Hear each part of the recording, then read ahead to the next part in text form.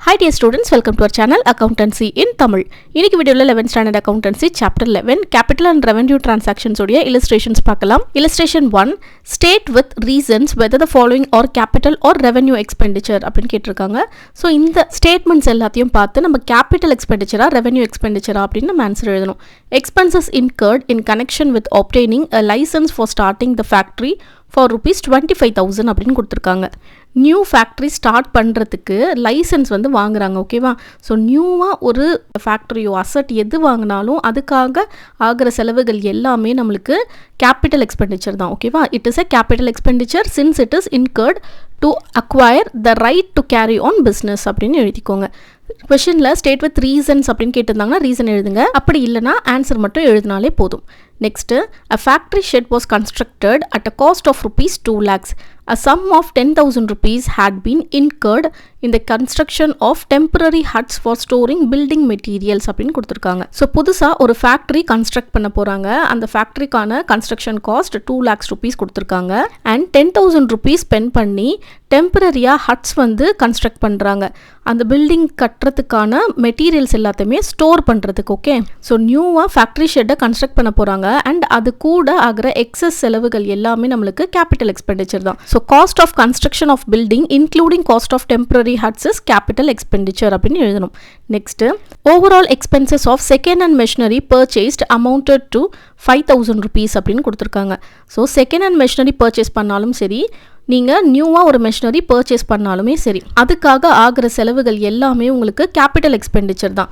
So ஆன்சரில் it is a capital expenditure because overall expenses are incurred to put second hand machinery in working condition to get long term advantage அப்படின்னு reason எழுதிக்கோங்க. Next illustration 2 பார்க்கலாம். State with reasons whether the following or capital or revenue or deferred revenue expenditure. இந்த சம்மில் இருக்கிற கொஷன்ஸ்க்கு நம்ம கேபிட்டலாக ரெவென்யூவா deferred revenue expenditure அப்படின்றத answer எழுதணும். First advertisement expenses amounted to 10 crores to introduce a new product அப்படின்னு கொடுத்துருக்காங்க. So huge அமௌண்ட்டை advertisement எக்ஸ்பென்சஸ்க்காக spend பண்ணியிருக்காங்க, 10 crores rupees. ஓகேவா? ஸோ இந்த அட்வர்டைஸ்மெண்ட்டோட பெனிஃபிட் நம்மளுக்கு 2 or more yearsக்கு கிடைக்கும் கண்டிப்பாக. அதனால் இது deferred revenue expenditure அப்படின்னு சொல்லணும். The effect of heavy advertisement expenses will extend to more than one accounting period, but it does not create any property of tangible or intangible nature and hence it is a deferred revenue expenditure. நம்ம already டேப்லர் காலம்லேயே பார்த்துருக்கோம். Advertisement expenses அப்படின்னு வந்தாலே நம்ம deferred revenue expenditure அப்படின்னு answer போடணும். இதில் இம்பார்ட்டண்ட்டான இன்னொரு பாயிண்ட் என்ன அப்படின்னா, இந்த 10 crores நம்ம ஸ்பெண்ட் பண்ணுறோம் இல்லையா அட்வர்டைஸ்மெண்ட்டுக்கு, இதால் நம்மளுக்கு tangible or intangible asset வந்து நம்மளுக்கு கிரியேட் ஆகாது. Next expenses on fried for purchasing new machinery.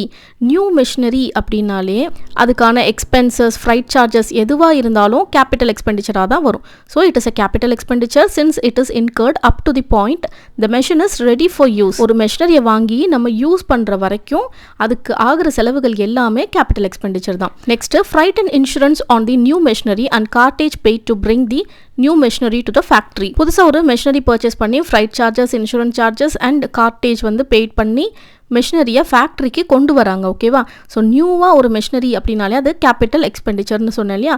So these are capital expenditure since they are incurred up to the point the machine is ready for use. Next illustration 3. State whether the following are capital revenue or deferred revenue expenditure. Carriage of 1,000 rupees spent on machinery purchased and installed அப்படின்னு கொடுத்துருக்காங்க. இங்கே new machinery அப்படின்னு கொடுக்கலனா கூட machinery purchased அப்படின்னு கொடுத்துருக்காங்க. So நியூவாக ஒரு machinery purchase பண்ணியிருக்காங்க, இன்ஸ்டால் பண்ணியிருக்காங்க. ஸோ அதுக்காக கேரேஜ் சார்ஜஸ் கொடுத்துருக்காங்க. ஸோ அந்த 1,000 rupeesம் கேபிட்டல் எக்ஸ்பெண்டிச்சர் தான். So carriage of 1,000 rupees spent on machinery purchased and installed is capital expenditure அப்படின்னு ஆன்சர் எழுதிக்கோங்க. Next office rent paid rupees 2,000 கொடுத்துருக்காங்க. ஆஃபீஸ் ரெண்ட் அப்படின்றது நம்ம மாதம் பே பண்ணக்கூடியது, ரெக்கரிங் இன் நேச்சர், அதாவது அடிக்கடி நடக்கக்கூடியது. அப்போ இது என்னது? Revenue expenditure. ஓகேவா? Office rent paid is revenue expenditure. Next wages of 5,000 rupees paid to machine operators கொடுத்துருக்காங்க. ஸோ மெஷின் ஆப்ரேட்டர்ஸ்க்கு வேஜஸ் பே பண்ணியிருக்கோம். ஸோ வேஜஸ்மே நம்ம மந்த்லி ரொட்டீனாக பே பண்ணுறது தான் இல்லையா? அதுவுமே ரெவென்யூ எக்ஸ்பெண்டிச்சர் தான். Wages of 5,000 rupees paid to machine operator is revenue expenditure அப்படின்னு எழுதிக்கோங்க. Next hire charges for the use of motor vehicle hired for 5 years but paid yearly அப்படின்னு கொடுத்துருக்காங்க. இங்கே ஒரு மோட்டார் வெஹிக்கலை ஹையர் பண்ணியிருக்காங்க. ஸோ அந்த ஹையர் பண்ண இயர்ஸ் பார்த்தீங்கன்னா 5 years. இந்த 5 yearsை பார்த்து குழம்பிடக்கூடாது. பே பண்ணுறது எப்போன்னு பாருங்கள், இயர்லி பே பண்ணுறாங்க. அப்போது ஒவ்வொரு அக்கவுண்டிங் பீரியட்லையும் பே பண்ணுறாங்க. ஸோ இது வந்து ரெவென்யூ எக்ஸ்பெண்டிச்சரில் வரும். Hire charges for the use of motor vehicle hire for 5 years but paid yearly is revenue expenditure அப்படின்னு எழுதிக்கணும். Illustration 4 state whether the following or capital or revenue items அப்படின்னு கேட்டிருக்காங்க. இந்த சம்மில் ஸ்டேட் வெதர் அப்படின்னு தான் கேட்டிருக்காங்க. ஸோ கொஷின் எடுத்து அப்படியே எழுதி இது என்ன எக்ஸ்பெண்டிச்சர் அப்படின்றத நீங்கள் எழுதினா போதும் ஆன்சரில். ₹5,000 spent towards addition to buildings அப்படின்னு கொடுத்துருக்காங்க. ஸோ பில்டிங்ஸ் அப்படின்றது நம்மளோட அசட் இல்லையா? ஸோ அதனால் நம்ம இதை கேபிட்டல் எக்ஸ்பெண்டிச்சராக கன்சிடர் பண்ணணும். ₹5,000 spent towards addition to buildings is capital expenditure அப்படின்னு எழுதிக்கோங்க. Second hand motor car purchased for ₹30,000 and paid ₹2,000 as repairs immediately அப்படின்னு கொடுத்துருக்காங்க. ஸோ புதுசாக ஒரு மோட்டார் கார் பர்ச்சேஸ் பண்ணுறாங்க 30,000க்கு அண்ட் 2,000 ரிப்பேர்ஸ்க்காக கொடுக்குறாங்க. ஸோ புதுசாக வாங்கும் போதே 2,000 சேர்த்து கொடுக்குறாங்க இல்லையா? ஸோ என்டையர் அமௌண்ட்டுமே கேபிட்டல் எக்ஸ்பெண்டிச்சரில் வரும். Entire amount of 32,000 should be treated as capital expenditure. ₹10,000 was spent on painting the new factory அப்படின்னு கொடுத்துருக்காங்க. ஸோ நியூவாக ஒரு ஃபேக்ட்ரியை வாங்கி அதுக்கு பெயிண்ட் பண்ணுறாங்க. அப்போ இது கேபிட்டல் எக்ஸ்பெண்டிச்சர். நியூவாக அப்படின்ற மாதிரி வந்துச்சு அப்படின்னால capital expenditure. So 10,000 spent on painting the new factory should be treated as capital expenditure னு எழுதிக்கோங்க. Freight and cartage on new machine ₹150, erection charges ₹200 கொடுத்துருக்காங்க. இந்த சார்ஜஸ் ரெண்டுமே நியூவாக ஒரு மெஷின் வாங்கும்போது ஆகக்கூடிய freight, cartage and erection charges. அதனால இதுவுமே கேபிட்டல் எக்ஸ்பெண்டிச்சர் தான். So freight, cartage and erection charges are capital expenditure னு எழுதிக்கோங்க. ₹150 spent on repairs before using second hand car purchased recently. இங்க ரீசெண்டா ஒரு கார் பர்ச்சேஸ் பண்ணிருக்காங்க. ஆனா ₹150 பிஃபோராகவே பே பண்ணிட்டாங்க ரிப்பேர்ஸ்க்கு. அவங்க அந்த காரை யூஸ் பண்ணுறதுக்கு முன்னாடியே இந்த ரிப்பேர்ஸ் சார்ஜஸ் வந்து பே பண்ணியிருக்காங்க. ஸோ இது பர்ச்சேஸ் பண்ணும்போதே நடந்தது தான். ஸோ இதுவும் capital expenditure. $150 being expensed to bring the asset in usable condition, it is a capital expenditure அப்படின்னு எழுதிக்கணும். Illustration 5 classify the following expenses as capital or revenue அப்படின்னு கேட்டிருக்காங்க. The sum of ₹3,200 has been spent on machinery as follows. இந்த ₹3,200 மெஷின்காக spend பண்ணியிருக்காங்க. எதுக்கெல்லாம் பார்க்கலாம். ₹2,000 for additions to double the output. மெஷினரியோடைய output அதிகமாக ஆக்கிறதுக்காக, அதாவது டபுள் பண்ணுறதுக்காக ₹2,000 ஸ்பெண்ட் பண்ணியிருக்காங்க. அப்போது இது நம்மளுக்கு கேபிட்டல் எக்ஸ்பெண்டிச்சரில் வரும். So ₹2,000 spent on addition should be treated as capital expenditure னு எழுதிக்கோங்க. நம்ம மெஷினரியோடைய அவுட்புட்டை இன்க்ரீஸ் பண்ணுறதுக்கோ இல்லை ப்ரொடக்ஷனை இன்னும் டெவலப் பண்ணுறதுக்கோ ஆகிற செலவுகள் எல்லாமே கேபிட்டல் எக்ஸ்பெண்டிச்சரில் வரும். ₹1,200 for repairs necessitated by negligence அப்படின்னு கொடுத்துருக்காங்க. இங்கே நெக்லிஜென்ஸ் அப்படின்னா என்னென்னு பார்த்தீங்கன்னா கவனக்குறைவால் ஆகிற ரிப்பேர்ஸ். ஓகேவா? ஸோ இந்த ஸ்டேட்மெண்ட்டில் நியூ மெஷினரிக்கான ரிப்பேர்ஸ் அப்படின்னு கொடுக்கல, நெக்லிஜென்ஸால் ஆகிற ரிப்பேர்ஸ் தான். ஸோ இது வந்து நம்ம ரெவென்யூ எக்ஸ்பெண்டிச்சர் போட்டுக்கணும். நியூ மெஷினரிக்காக கூடிய ரிப்பேர்ஸ் தான் நம்ம கேபிட்டல் எக்ஸ்பெண்டிச்சர்ல போடணும்.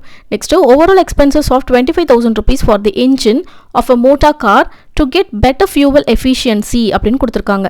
மோட்டார் காருடைய என்ஜினுக்கு ₹25,000 வந்து செலவு பண்ணியிருக்காங்க to get better fuel efficiency அப்படின்னு சொல்லியிருக்காங்க. ஸோ ஃபியூவல் எஃபிஷியன்சி நிறைய நம்மளுக்கு கிடைக்க போகுது அப்படின்னா இது வந்து நம்ம கேபிட்டல் எக்ஸ்பெண்டிச்சராக எடுத்துக்கணும். ஒன்ஸ் இந்த செலவை நம்ம பண்ணிட்டோம் அப்படின்னா கொஞ்சம் வருஷத்துக்கு இந்த மோட்டார் காரால் நம்மளுக்கு ஃபியூவல் எஃபிஷியன்சி அதிகமாக கிடைக்கும். So overall expenses are incurred for the engine of a motor car to get better fuel efficiency.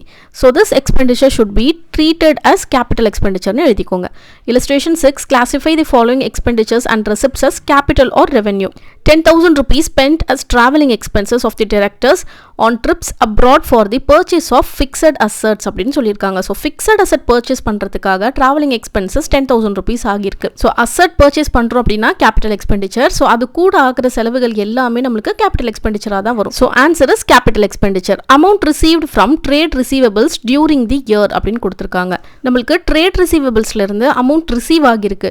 During the year அப்படின்னா நமக்கு ஒன் அக்கௌண்டிங் பீரியட்குள்ளே நடக்குது தானே. ஸோ இது வந்து நம்ம ரெவென்யூ ரெசிப்டாக எடுத்துக்கணும். அமௌண்ட் ரிசீவ் ஆகிருக்கிறதுனால revenue receipt. Amount spent on demolition of building to construct a large building on the same site அப்படின்னு கொடுத்துருக்காங்க. பழைய பில்டிங்கை டெமாலிஷன் பண்ணுறாங்க. ஓகேவா? டெமாலிஷன் பண்ணிட்டு அதே இடத்துலையே இன்னொரு பில்டிங்கை கட்ட போகிறாங்க. ஸோ அதுவுமே நம்மளுக்கு அசட் தான் இல்லையா? அதனால இதை கேபிட்டல் எக்ஸ்பெண்டிச்சராக எடுத்துக்கணும். Insurance claim received on account of a machinery damaged by fire. So ஃபயரால் டேமேஜ் ஆன ஒரு மெஷினரிக்கு இன்சூரன்ஸ் கிளைம் பண்ணியிருக்காங்க. ஸோ இன்சூரன்ஸ் அமௌண்ட் நம்மளுக்கு ரிசீவ் ஆகியிருக்கு. ஸோ ஃபயரால் டேமேஜ் ஆகிறது அடிக்கடி நடக்குமா? எப்போவாவது தான் நடக்கும் இல்லையா? ஸோ இதுக்கு கேபிட்டல் ரெசிப்ட்னு ஆன்சர் எழுதிக்கணும். இந்த சம் உங்கள் எல்லாருக்குமே கிளியராக புரிஞ்சிருக்கும்னு நினைக்கிறேன். இந்த சம்ஸில் ஏதாவது டவுட்ஸ் இருந்துச்சுன்னா கண்டிப்பாக கமெண்ட் செக்ஷனில் கேளுங்க. இந்த வீடியோ உங்களுக்கு யூஸ்ஃபுல்லாக இருந்துச்சுன்னா வீடியோவை மறக்காமல் லைக் பண்ணிவிட்டு உங்கள் ஃப்ரெண்ட்ஸ் கூட ஷேர் பண்ணிக்கோங்க. சேனலை மறக்காமல் சப்ஸ்கிரைப் பண்ணிக்கோங்க. அப்போ தான் அடுத்தடுத்து போடக்கூடிய வீடியோஸ் எல்லாமே உங்களுக்கு நோட்டிஃபிகேஷனில் வரும். தேங்க்ஸ் ஃபார் வாட்சிங்.